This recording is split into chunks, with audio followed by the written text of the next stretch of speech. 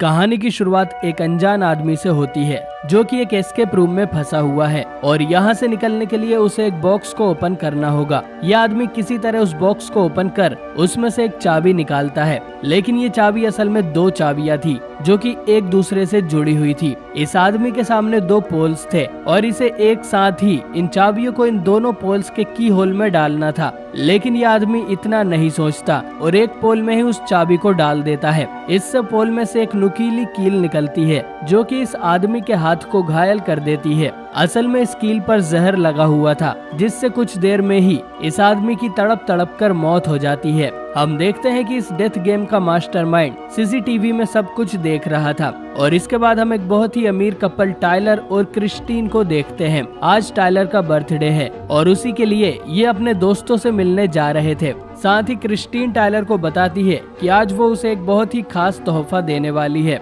जिसे टाइलर कभी नहीं भूलेगा। ये दोनों एक 5 स्टार होटल में जाते हैं जहां इनके बाकी दोस्त बैठे हुए थे। इनमें शामिल है टाइलर की बहन टेबी, उसका बॉयफ्रेंड कॉनरेड, नताशा और उसका हस्बैंड एंडरसन जिसकी वो हमेशा बेइज्जती करती रहती है, और हेडली। ये सब भी अमीर थे लेकिन टाइलर जितने नहीं। डिनर करने के बाद क्रिस्टीन टाइलर को उसका बर्थडे गिफ्ट देती है जो है एस्केप रूम के पासेस, और वो भी उन सब के लिए। इसमें इन सभी लोगों को एक कमरे में बंद कर दिया जाएगा और वहाँ की पहेलियां सुलझाकर इन्हें 1 घंटे के अंदर बाहर निकलना होगा। शुरू में सबको आइडिया बोरिंग लगता है लेकिन बाद में सभी इसके लिए मान जाते हैं। इन्हें क्या पता था कि क्रिस्टीन के इस गिफ्ट से इन सब की जान खतरे में आने वाली थी। इन सब को लेने के लिए नीचे एक वैन भी आई हुई थी। हेडली को छोड़कर सभी इसमें बैठ जाते हैं क्योंकि उसे किसी दूसरी पार्टी में जाना था। इसके बाद वैन इन्हें लेकर निकल पड़ती है। क्रिस्टीन बताती है कि इस गेम के लिए उसे सामने से इनविटेशन आया था और उसने इसके लिए हाँ कर दी। नताशा क्रिस्टीन से पूछती है कि इसके लिए उसने कितने पैसे भरे हैं, जिस पर क्रिस्टीन बताती है कि उसने पर पर्सन $1000 दिए हैं। इसके बाद क्रिस्टीन सभी लोगों से उनका मोबाइल और बाकी सामान एक बॉक्स में रखवा लेती है ताकि गेम के दौरान कोई भी चीटिंग ना कर सके। साथ ही वैन की विंडोज भी सील थी तो इन्हें पता नहीं चलता कि इन्हें कहां ले जाया जा रहा था। कुछ देर बाद वैन एक जगह जाकर रुक जाती है तो क्रिस्टीन सभी को आंखों पर पट्टी बांधने को बोलती है और इन सबको बाहर निकाला जाता है। कुछ देर बाद जब टाइलर अपनी आंखों से पट्टी हटाता है तो वो अकेला एक एस्केप रूम के अंदर था।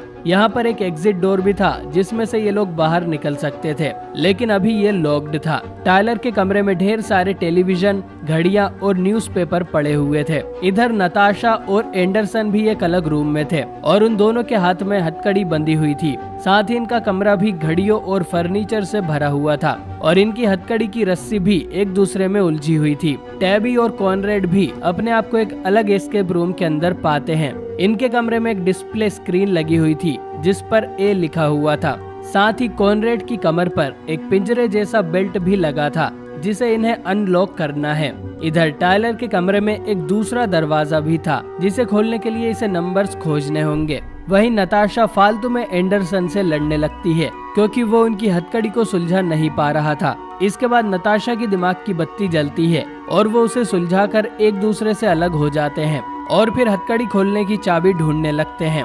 वहीं कॉनरेड की बेल्ट को खोलने के लिए इन्हें एक 4 नंबर का कोड चाहिए था और थोड़ा तुक्का लगाने पर इन्हें कोड पता चल जाता है और ये बेल्ट खुल जाती है और हम देखते हैं कि इस गेम का मास्टरमाइंड इन सभी पर नजर रखे हुए था। इधर टाइलर को पता चलता है कि उसका और एंडरसन वाला रूम बिल्कुल पास पास है। उनके बीच बस एक डोर है जो कि कॉम्बिनेशन लॉक से खुलेगा। एंडरसन टाइलर को बताता है कि उसके कमरे में ढेर सारा फर्नीचर और 4 घड़ियां लगी हुई है जो कि बंद पड़ी है। टाइलर पूछता है कि वो चारों घड़ियां कौन से टाइम पर रुकी हुई थी। एंडरसन टाइलर को सभी का टाइम बताता है और उन नंबर्स को टाइलर कॉम्बिनेशन लॉक में डालकर दरवाजा खोल लेता है। हम ये भी देखते हैं कि नताशा टाइलर से कुछ ज्यादा ही चिपक रही होती है जैसे इन दोनों के बीच कोई सीक्रेट अफेयर हो। खैर, नताशा को इस डोर में से एक चाबी भी मिलती है जिससे ये अपनी हथकड़ी खोल लेते हैं। साथ ही एंडरसन को यहाँ एक गेम कार्ड भी पड़ा हुआ मिलता है जिसे टाइलर अपने पास रख लेता है।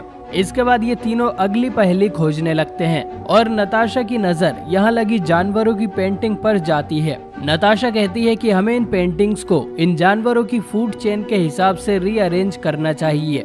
ये ऐसा ही करते हैं और कौन सा जानवर किसका शिकार है इस ऑर्डर में पेंटिंग्स को जमा देते हैं। और ऐसा करते ही दीवार का एक हिस्सा ओपन हो जाता है जिसके अंदर कॉनरेड और टेबी मजे कर रहे थे। मतलब इन तीनों के एस्केप रूम्स आपस में जुड़े हुए हैं, लेकिन इन्हें टेबी और कॉनरेड के कमरे से कोई आवाज सुनाई नहीं दे रही थी। इसके बाद ये तीनों टाइलर वाले कमरे में जाते हैं जहाँ की वॉल पर टाइलर को एक दरवाजा मिल जाता है जो कि कॉनरेड वाले कमरे का था, बट इसे खोलने के लिए भी इन्हें एक चाबी चाहिए थी। टाइलर देखता है कि यहाँ की एक घड़ी में सिर्फ घंटे का कांटा था जिसे टाइलर बाहर निकाल लेता है और ऐसी घड़ी ढूंढने को बोलता है जिसमें सिर्फ मिनट का कांटा हो। एंडरसन को ऐसी घड़ी मिल जाती है और उसमें इन्हें एक दूसरा गेम कार्ड भी मिलता है और उसे भी टाइलर अपने पास रख लेता है। इसके बाद टाइलर घंटे और मिनट वाले कांटे को जोड़ लेता है जिससे एक चाबी बन जाती है और इस चाबी से कॉनरेड के कमरे का दरवाजा खुल जाता है।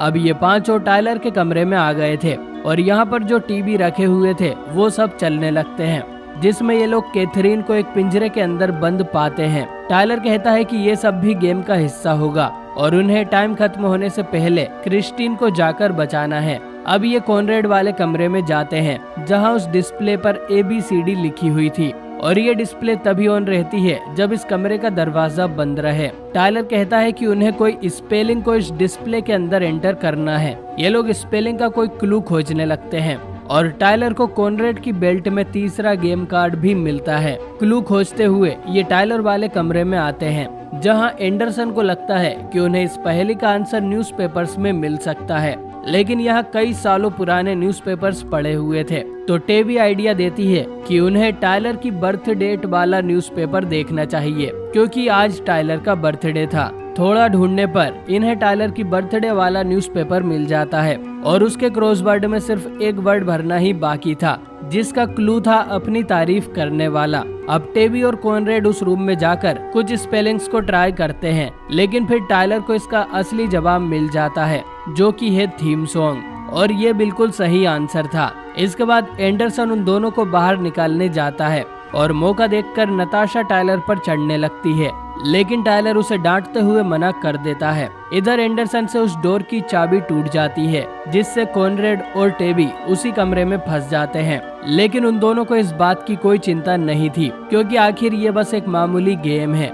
लेकिन फिर नताशा देखती है कि उनके कमरे में किसी तरह का धुआं रिलीज किया जा रहा था और धीरे धीरे इन्हें पता चलता है कि ये एसिड वाला धुआं है जिससे कॉनरेड और टेबी के शरीर की खाल जलने लगती है। एंडरसन पूरी ताकत से उनके डोर को ओपन करने की कोशिश करता है, लेकिन कोई फायदा नहीं होता और देखते ही देखते कॉनरेड और टेबी का शरीर गल जाता है और उन दोनों की मौत हो जाती है। ये नजारा देख तीनों शॉक हो गए थे क्योंकि अब जाकर उन्हें पता चला था कि ये डेथ गेम कोई मजाक नहीं है और यहाँ इनकी जान जा सकती है। क्रिस्टीन भी एक असली पिंजरे में बंद थी और उसके सारे कपड़े भी निकाल दिए गए थे। इधर नताशा एंडरसन पर ही इल्जाम लगाती है कि उसने जानबूझकर उस कमरे की चाबी तोड़ दी होगी। अब टाइलर इनसे कहता है कि लड़ने से कोई फायदा नहीं है और उन्हें जल्द ही यहाँ से निकलकर क्रिस्टीन को बचाना होगा, वरना ये सब भी मारे जाएंगे। थोड़ी छानबीन करने पर टाइलर को इस कमरे में एक AC वेंट मिलती है जिसकी वजह से ये सब इस बंद कमरे में सांस ले रहे थे।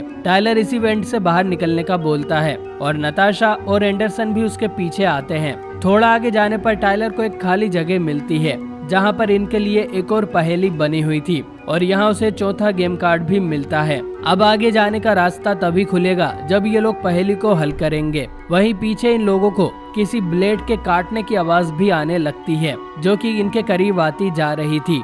ये एक ग्रीक पहेली थी जिसका आंसर एंडरसन को पता था। वो इसका हल टाइलर को बताता है और आगे जाने का रास्ता ओपन हो जाता है जिसमें से टाइलर और नताशा तो निकल जाते हैं, लेकिन एंडरसन उसी वेंट में फंस जाता है और ब्लेड उसे बीच में से काट देती है जिससे एंडरसन भी मारा जाता है।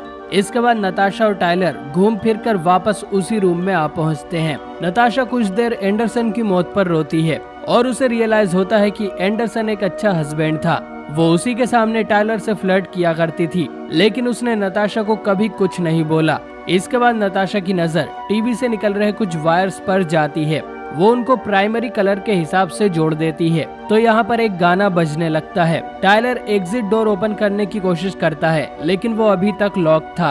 अब टाइलर रिवील करता है कि इस गाने का नाम टेडी बियर है और सिर्फ क्रिस्टीन ही जानती थी कि इस गाने से टायलर को बहुत ज्यादा नफरत है। इसके बाद टायलर दूसरे कमरे में लगे एक बेयर के हेड के पास जाता है और उसके मुंह के अंदर अपना हाथ डालता है। मुंह के अंदर टायलर को एक हैंडल मिलता है जिसे खींचने पर एग्जिट डोर ओपन हो गया था, लेकिन जैसे ही टायलर उस हैंडल को छोड़ता है तो वो दरवाजा वापस बंद हो जाता है। मतलब इनमें से कोई एक ही यहाँ से बाहर निकल सकता था। साथ ही जैसे ही टायलर हैंडल को खींचकर रखता है तो बियर का मुंह बंद होने लगता है। मतलब ज्यादा देर इस हैंडल को खींचने से टायलर को अपना हाथ खोना पड़ेगा। अब टायलर नताशा को कहता है कि वो उसकी जगह ले ले, क्योंकि ये दरवाजा बहुत भारी था तो नताशा वैसे भी उसे खोल नहीं पा रही थी। अब नताशा हैंडल पकड़कर रखती है जिससे उसका हाथ टूट जाता है और टायलर नताशा को अकेला यहीं छोड़कर बाहर निकल जाता है। इसके बाद टायलर के सामने एक और पहेली आती है जिसमें उसके दोस्तों के फोटोज के नीचे 4 स्लॉट्स थे और इन 4 स्लॉट्स में टायलर उन्हीं 4 गेम कार्ड्स को डाल देता है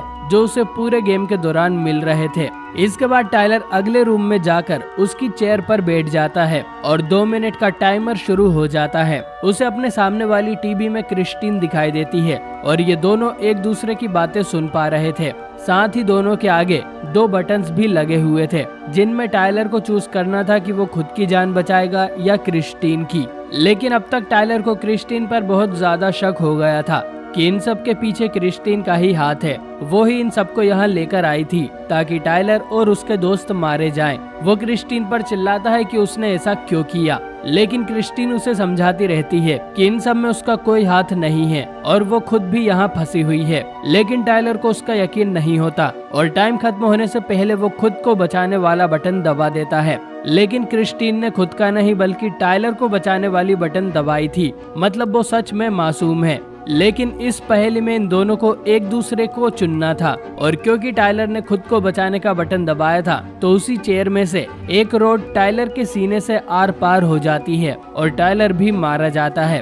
अब कुछ देर बाद क्रिस्टीन का पिंजरा अपने आप खुल जाता है। क्रिस्टीन उसमें से बाहर निकलती है और हम देखते हैं कि इतने टाइम से क्रिस्टीन एक वैन के अंदर कैद थी। क्रिस्टीन उस वैन से निकलकर पास के एक टेलीफोन बूथ में जाती है और वहां से पुलिस को फोन करती है। उसे बताया जाता है कि पुलिस जल्द ही उसके पास पहुंच जाएगी। अब इससे पहले क्रिस्टीन कुछ बताए, एस्केप रूम का मास्टरमाइंड इस कॉल को हैक कर लेता है और क्रिस्टीन से कहता है कि उसके सभी दोस्तों की मौत की जिम्मेदार वो खुद है, क्योंकि उसे ही आज कुछ तूफानी करना था। क्रिस्टीन उसे पुलिस की धमकी देती है जिस पर मास्टरमाइंड बोलता है कि अगर वो उन्हें सब कुछ बता भी देगी तो भी उसकी बात का कोई यकीन नहीं करेगा, क्योंकि क्रिस्टीन को नहीं पता कि ये एस्केप रूम किस जगह पर है या उसके दोस्तों की लाशें कहां पर है। इतना कहकर मास्टरमाइंड कॉल कट कर देता है और क्रिस्टीन डर के मारे वहीं पर बेहोश हो जाती है। साथ ही हम देखते हैं कि मास्टरमाइंड एक अमीरों की पार्टी पर भी नजर बनाए हुए था जिसमें क्रिस्टीन की वो दूसरी दोस्त हेडली गई हुई